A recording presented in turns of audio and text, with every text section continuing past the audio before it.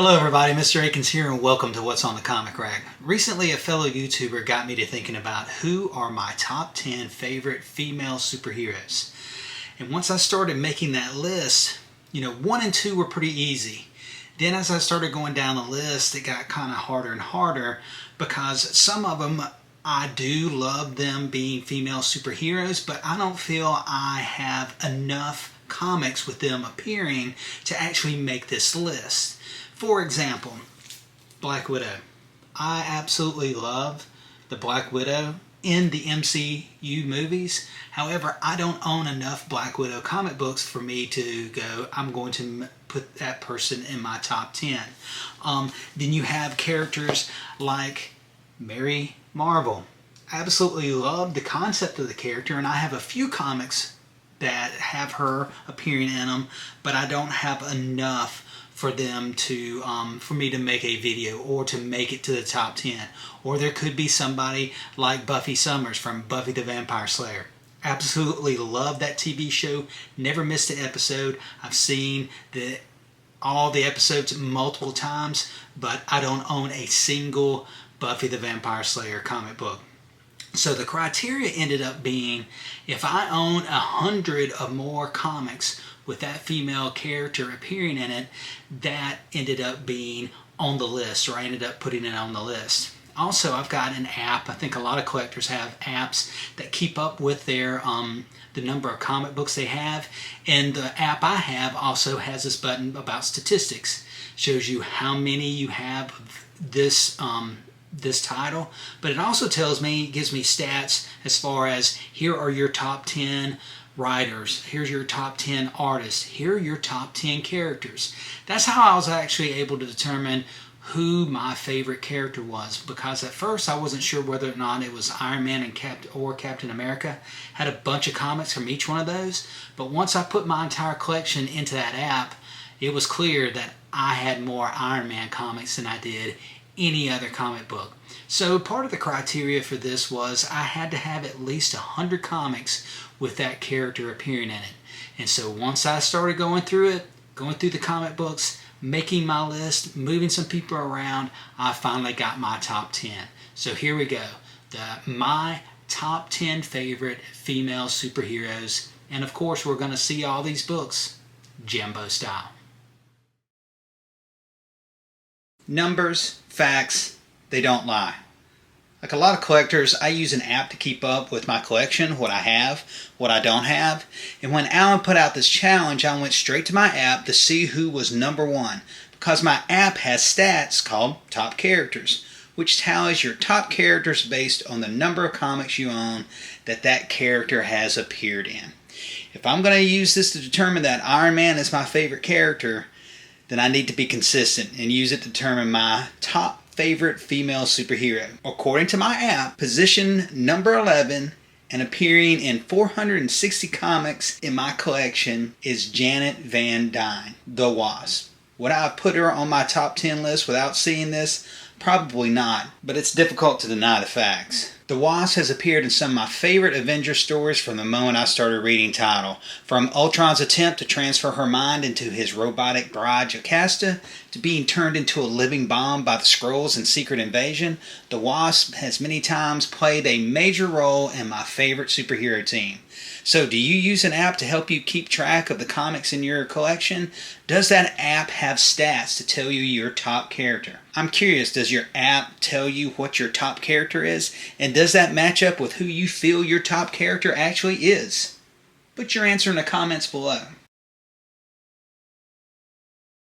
Scarlet Witch was a member of Earth's Mightiest Heroes when I first started reading the title.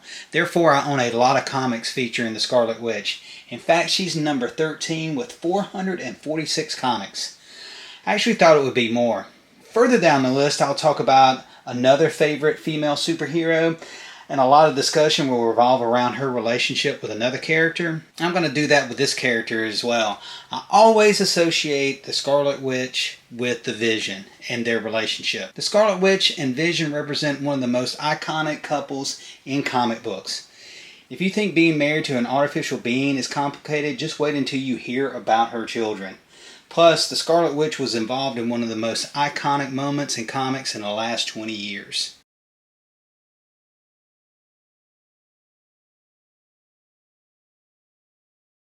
My first exposure to Tigra was with this comic book right here, which came out in 1976. Frequent viewers of my channel have heard me tell this story before. During summer break as a kid, my mom would stop at a used bookstore and the owner would sell used comic books in addition to used books. In an effort to stop kids from reading the comics, he would put staples right here to stop kids from reading the book. Every time I come across a comic book that has staple holes right here, I'm taken back to that store and my mom buying me comics. There has to be a correlation between the age when someone is exposed to a character and the affinity the reader has for that character. Now, Tigra also became an Avenger in issue number 211, but left the team by issue number 216, doubting the worthiness of her being an Avenger. She rejoined the Avengers when Hawkeye formed the West Coast Avengers and stayed with the West Coast Avengers for many, many years to come. Now, I'm also a minibus collector, and I think this Bowen minibus of Tigra is one of the best out there. Another character I really like is Captain Marvel. Not this Captain Marvel, but this Captain Marvel. Why do I like Monica Rambeau's version of Captain Marvel? I felt I was there at the ground floor. You know, that feeling of discovering a band before they become big.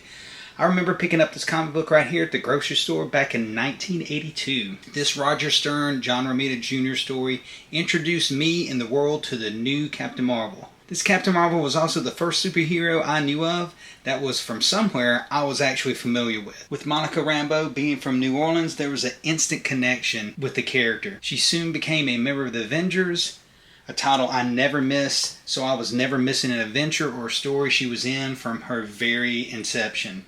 I also loved her power set, which I thought was very unique at the time, and I also loved her costume design. I think Wonder Woman would be on everyone's top 10 list. People who don't even read comic books know who Wonder Woman is. I mean, from her first appearance in All-Star Comics number 8 back in 1941 to the 1970s Linda Carter TV show to the 2017 movie, Wonder Woman has been a pop culture icon for over 80 years. Now, I began reading Wonder Woman along with Superman, Batman, Green Lantern, The Flash, after Crisis on Infinite Earths. So I associate Wonder Woman with this wonderful George Perez run. Wonder Woman, like many of the other characters I mentioned, were completely revamped and rebuilt after Crisis.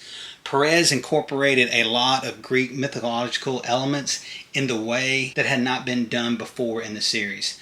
I personally love both Greek and Norse mythology, and being a fan of Walter Simonson's run on Thor, where this idea worked well, I really love George Perez's run on this title.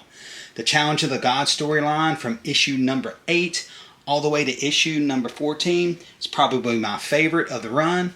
Now, John Byrne did take over this run in issue number 101, but I actually like George Perez's run on the title more. Blasphemy, right?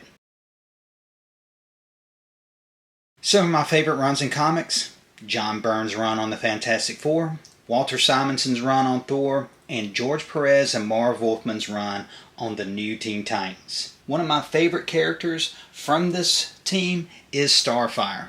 Everyone knows my favorite catchphrase, "Did someone say John Byrne?" But the other one I use a lot is, "Nightwing should be with Starfire." Let me tell you why this relationship is so important. Their relationship helped Dick Grayson evolve from Robin into Nightwing and forge his own identity outside of Batman. Starfire and Nightwing are one of the most iconic couples in comic book history. I can't imagine Sue and Reed not being together, and I feel the same way about Nightwing and Starfire. I realize Dick is in a serious relationship with Barbara Gordon, and that seems to be the focus of the DC editors and writers. But what do y'all think? Who should Nightwing be with? Let me know in the comments who and the reasons why. Speaking of new Teen Titans, there's another member of that group that I would put in my top 10, and that would be Donna Troy, Wondergirl. Before I read any Wonder Woman comic, I was reading the legendary George Perez Marv Wolfman run on the New Titans.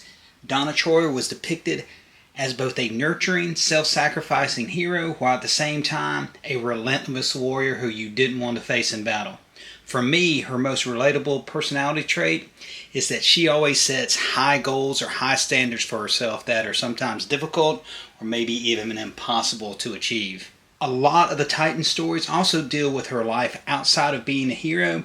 Unfortunately, Donna Troy's Wondergirl is a perfect example of a character whose backstory and origin have been revamped more times than I can count, which always creates an obstacle for new readers. My personal favorite, Who is Donna Troy story, is from the new Teen Titans number 38. I first encountered Namorita in Supervillain Team Up number 8 and immediately fell in love with the character. Her interaction with Doctor Doom in this issue showed she was not to be messed with. She checks off a lot of boxes that make her a top 10 superheroine. Powerful, confident, complex, and attractive. Swimming is just one of those mini exercises that creates shapely legs. The next time I encountered Namorita was in Thor number 411 and 412 with the New Warriors. I followed her adventures with the New Warriors for 75 issues until the series ended in 1996. But I enjoyed her co-starring with Namor in the 1990s title, and that's why I felt like she was the best. It was in Namor's title that she was revealed to be a clone of her mother, Namora. The early 2000s was a period where my reading of comics dropped significantly. But by 2005, I was beginning to pick comic books up again. This was just in time to witness Namorita, many of the other New Warriors, and many civilians die at the hands of Nitro, which ultimately began Marvel's Civil War event. We all know that superhero deaths usually don't last long in comics, but Namorita's death lasted 20 years and counting. This is probably due to the fact that her mother, Namora, returned after her death and fills a void a character like Namorita would fill. In the bridesmaid position of my absolute favorite female superheroes is Susan Storm Richards, the Invisible Woman. You would think that Susan Richards would be somewhere in everyone's favorite list of female superheroes, but she probably won't be. So let's make the case for Susan Storm Richards. People are going to pick superheroes because they are attractive. Susan Richards can check that box off. People are going to pick superheroines because they are powerful. Susan Richards is the most powerful member of the Fantastic Four. Susan Richards is a loving, supportive spouse. And who doesn't love and appreciate that? What person doesn't love their mother? And Susan Richards has shown time and time again how much she loves her children. Much of my love for Susan Richards came about during John Byrne's run on the Fantastic Four.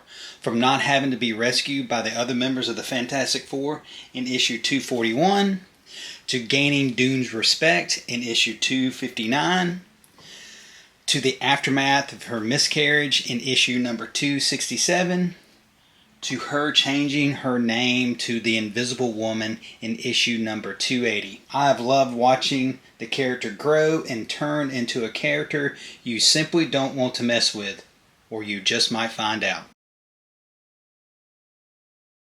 And then my number one spot for my absolute favorite female superhero is She-Hulk. The comic that introduced me to She-Hulk was Avengers number 221 when she joined the team back in 1982. This is the issue where Hawkeye also rejoins the team, and immediately the two characters had a type of fighting sibling relationship. This issue was written by Jim Shooter and David Michelini. Jennifer Walters' personality and character was definitely a work in progress. From her fashion choices to the fact that she smokes a cigarette in this issue, the She-Hulk depicted in this issue certainly hadn't taken shape yet. Enter John Byrne. I'm John Byrne, boy genius. Part of the aftermath of Secret Wars in 1984 was that the She-Hulk replaced my favorite FF character, Ben Grimm. Byrne turned a character I liked in the Avengers into one I loved in the Fantastic Four. When Byrne got a hold of the She-Hulk, his artistic rendition was sexy, she was confident, fun-loving, and smart. I mean, what was there not to like about the She-Hulk? One thing I've learned about John Byrne is if he's happy, then his art and storytelling are at its best. But if he's not happy, then you can definitely tell from the quality of his work. The Turks pay me a golden treasure, yet I am poor, because I am a river to my people. So there you have it, my top 10 favorite female superheroes ever. I'm curious, I think I said it when I was showing one of the books that The app told me one thing and I felt it would be something else. So do you have an app that tells you statistics on who you have as your top 10 favorite characters? You own more comic books with this character in it, and did you feel that it was a surprise? If you have that app and it has those statistics, did you feel surprised as to what it had as your top 10 or some of your favorites? I'd love to hear about it in the comments below, and until next time, we'll see you around the comic rack.